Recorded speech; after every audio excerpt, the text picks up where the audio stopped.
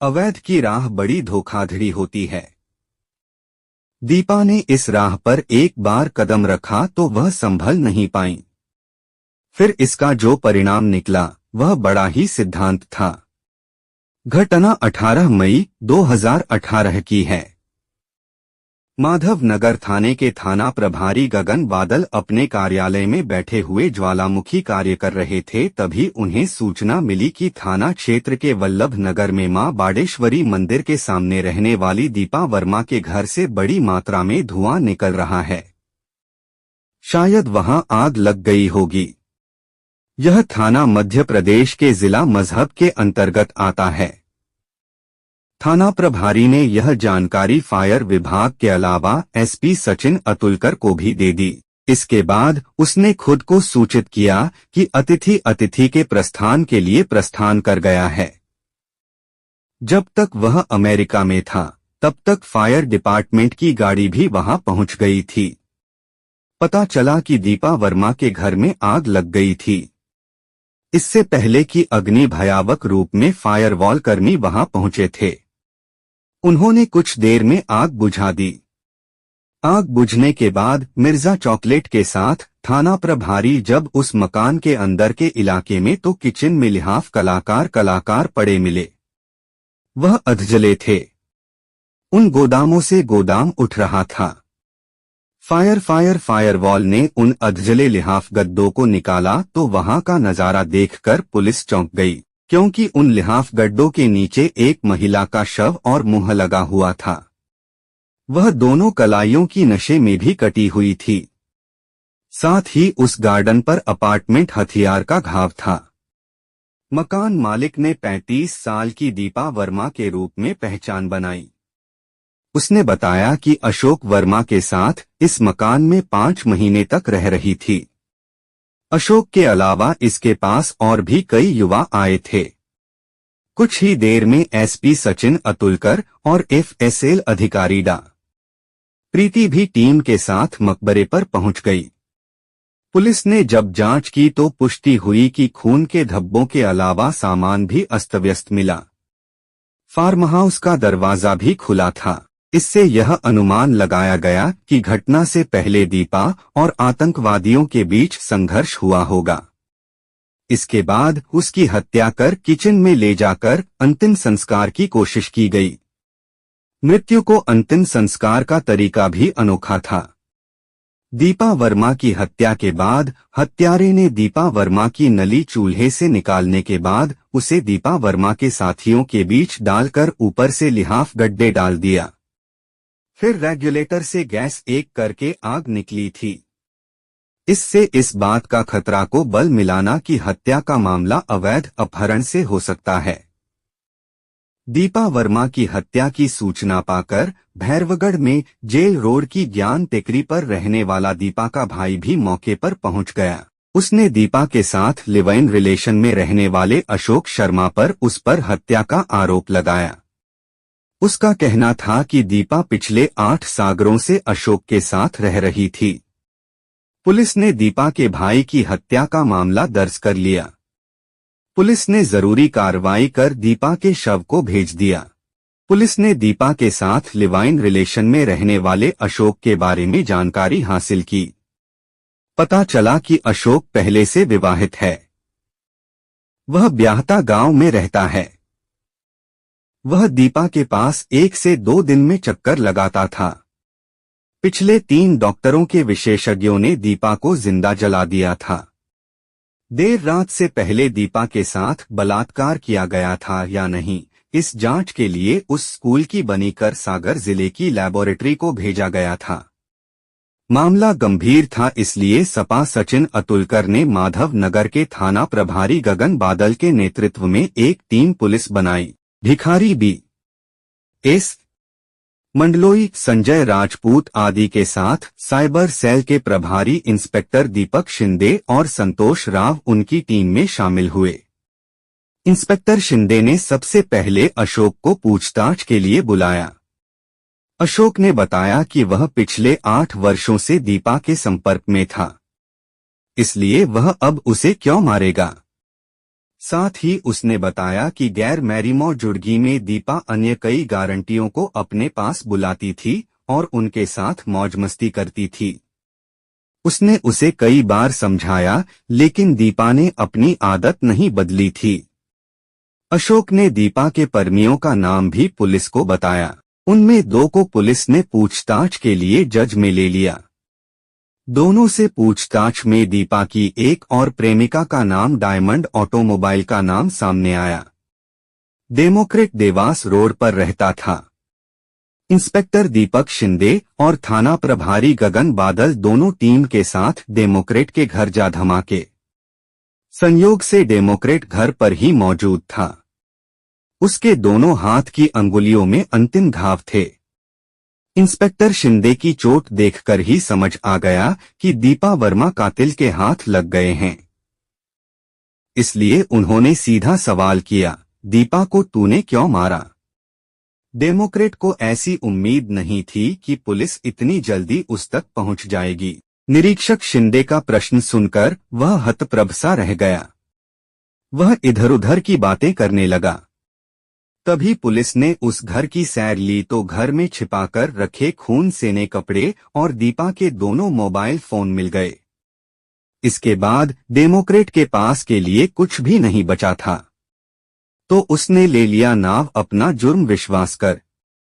उस पूछताछ के बाद दीपा वर्मा की हत्या की जो कहानी सामने आई वह इस प्रकार है। दीपा वर्मा का परिवार संगीत का रहने वाला था।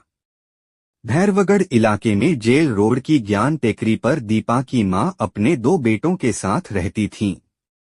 दीपा बेहद खूबसूरत और चंचल स्वभाव की थी। उसके इस स्वभाव को समझकर अलग अलग युवा उस गली के चक्कर लगाने लगे। बेटी के पैर बहक न जाएं, इसलिए 14 साल की उम्र में उसके पिता ने दीपा की शादी देवास के जलाल खेत में रहने वाले राकेश वर्मा के साथ कर दी थी। इस तरह की घटना कूदने की उम्र में ही दीपा पति के साथ की दुनिया देखी थी। पति राकेश उसकी खूबसूरती का कायल थे। उम्र बढ़ने के साथ दीपा ने जब जवानी में कदम रखा तो उसकी शारीरिक जरूरतें पहले से ज्यादा बढ़ गईं। लेकिन अब तक राकेश वर्मा को घर परिवार की चिंता सताने लगी थी। इसलिए राकेश रोजी रोटी के चक्कर में यहाँ वहाँ भटकने लगा था। इसी से परेशान होकर दीपा ने इधर उधर ताका झांकी शुरू कर दी। राकेश को जब पता चला तो वह शराब पीकर उसके साथ घूमने लगा। पति की ज्यादती से दीपा को बहुत परेशानी हुई। शादी के 10 साल बाद 24 साल बाद दीपा टूटी, पति को छोड़कर घर में आकर रहने लगी। अपना गुजरात करने के लिए उसने फ्रीगंज इलाके में फाल पीको की दुकान कर ली। फाउंडेशन में आकर कुछ समय तक तो दीपा की जिंदगी आराम से कटी, लेकिन फिर उसे अपनी शारीरिक जरूरत महसूस होने लगी। यूं तो दीपा की चाहत तो उसके बचपन के दीवाने अब भी अलग अलग रूप में मौजूद थे, जो उसे अभी भी नजरों से ललचाते थे। लेकिन दीपा अब बच्ची नहीं थी। उसकी आंखों को अब ऐसी मर्द की तलाश थी जिसे उसकी दैहिक के अलावा अन्य चीजें भी पूरी चाहिए। एक दिन उसकी मुलाकात अशोक से हुई तो दीपा ने अशोक के लिए अपने दिल की बात कह दी। राजनीति में पास रखने वाला अशोक वर्मा एक बच्चा और एक बच्चे का पिता था, लेकिन उसके पास इतना पैसा था कि उसे दीपा के जीवन भर के पैसों की पूरी जरूरत हो सकती थी। दीपा का रूप उसके दिल को भा गया था, इसलिए दीपा ने तुरंत साथ रहने का प्रस्ताव रखा, जिसे दीपा ने तुरंत स्वीकार कर लिया। तब अशोक ने दीपा को मकान किराए पर देकर घर की जरूरतें भी पूरी कर लीं। जिसके बाद दीपा अशोक के साथ बिना शादी के ही पत्नी की तरह रहने लगी। ये करीब 8 साल पहले की बात है। अशोक राजनीति में भी यात्री थे, उसके पास पैसा भी बहुत था, इसलिए दीपा को काम करने की जरूरत नहीं रही। फिर भी टाइम कटर के लिए उसने फाल लगाया और पीको करने का काम बंद नहीं किया। लेकिन ऐसे मामले में वही हुआ जो होता है। दीपा के साथ 4 से 5 साल गुजरात के बाद अशोक का मन उससे भर गया। हालांकि उन्होंने अपने वादे से तो मुकरा नहीं, लेकिन वह दीपा की हर आर्थिक जरूरत को पूरा कर रही हैं। पर दीपा के पास उसका गाना जरूर कम हो गया। अब वह 1 से 2 दिन बाद दीपा के पास आता है। लेकिन दीपा को जिस मिट्टी से बनी थी, उसे रोजाना पुरुष संग की जरूरत थी। इसलिए अशोक की गैरमौजूदगी का फायदा उठाकर उसने कई अन्य प्लाट से दोस्ती कर ली। वह उन्हें रात के अंधेरे में अपने घर में ले गया। लेकिन ऐसी बातें छिपती रहती हैं। यानी अशोक को यह बात पता चली। अशोक ने उसे बहुत समझाया, पर उसने अपनी आदत नहीं बदली। अशोक की गैरमौजूदगी में दूसरा छात्र दीपा के घर में आकर रात गुजारने लगा। अशोक तो दीपा का दीवाना था, इसलिए उसे बदनाम किया गया, फिर भी उसने दीपा का साथ नहीं छोड़ा। जिस मकान में दीपा की हत्या हुई, उसने मकान इसी साल जनवरी महीने में किराए पर ले लिया और उसे रहने के लिए दे दिया। कोई 3 साल पहले डेमोक्रेट की पत्नी दीपा की दुकान पर अपनी दुकान पर फालसाड़ के लिए बेरोजगारी देकर चला दिया गया था। बाद में डेमोक्रेट दीपा की दुकान पर उन्हें नौकरी छोड़नी पड़ी। तभी दीपा से उसकी पहली मुलाकात हुई थी। वैसे दीपा डेमोक्रेट से उम्र में काफी बड़ी थी, लेकिन उस खूबसूरती को देखकर डेमोक्रेट का मन पागल हो गया। इसलिए उसके हाथ से दौड़ते समय उसने जानबूझकर उसकी अंगुलियों को छू दिया। ऐसा करके डोमिनिक को इस बात का डर था कि कहीं उसे बुरा न लगे। लेकिन दीपा काफी बोल्ड थी। उन्होंने सीधे तौर पर कहा, बड़े शीशे वाले हो जो पहली ही मुलाकात में उंगली पकड़ रहे हो। इस बार सामूहिक पकड़ है तो लगता है अगली बार सीधे पकड़ है। यह सुनकर डेमोक्रेट झंप गया तो वह जोर से हंस दिया, जिसके बाद दोनों की दोस्ती हो गई और फोन पर बातें हो गईं। डेमोक्रेट दीपा से नियुक्ति चाहती थी, लेकिन उससे खुलासा की बात सामने नहीं आ रही थी। 10 से 15 दिन बाद एक रोज खुद दीपा ने ही कहा कि कब तक फोन पर बातें करके आग भड़कते रहोगे, मिलोगे क्या नहीं?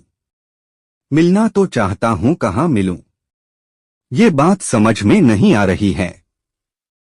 अच्छा तुम एक काम करो, कल महाकाल मंदिर आ जाओ, कहीं न कहीं मिलते हैं। क्यों, मेरे साथ वहां क्या भजन करना है जो मंदिर में बुला रहे हो?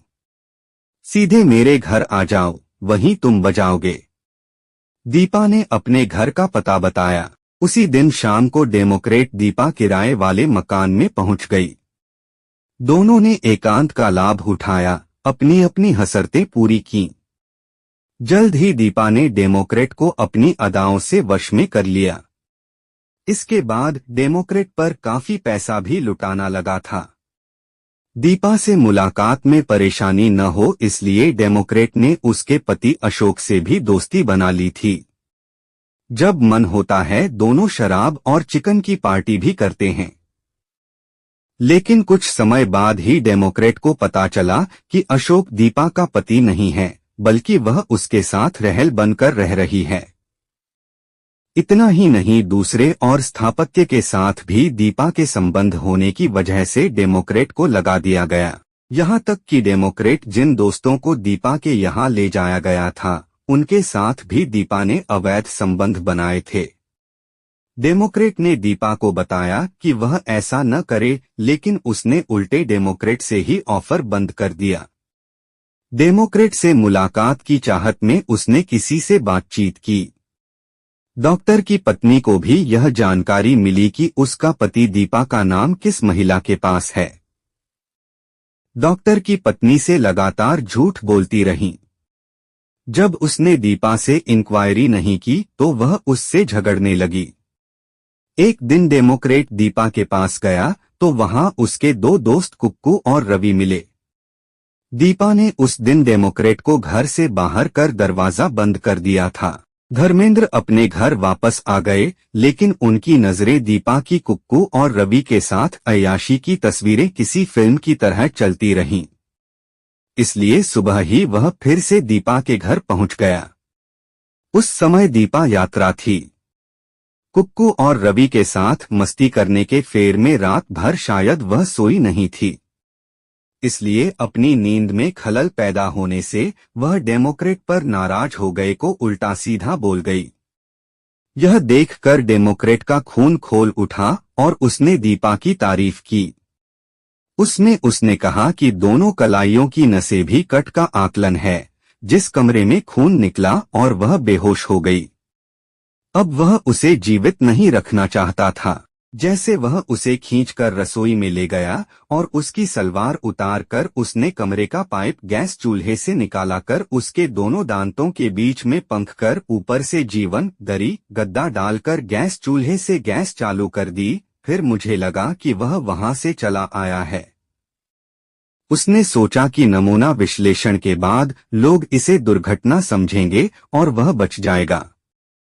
लेकिन जब मकान में धुआं निकलना शुरू हुआ तो उसके पड़ोसी राकेश वर्मा ने इसकी सूचना पुलिस को दे दी।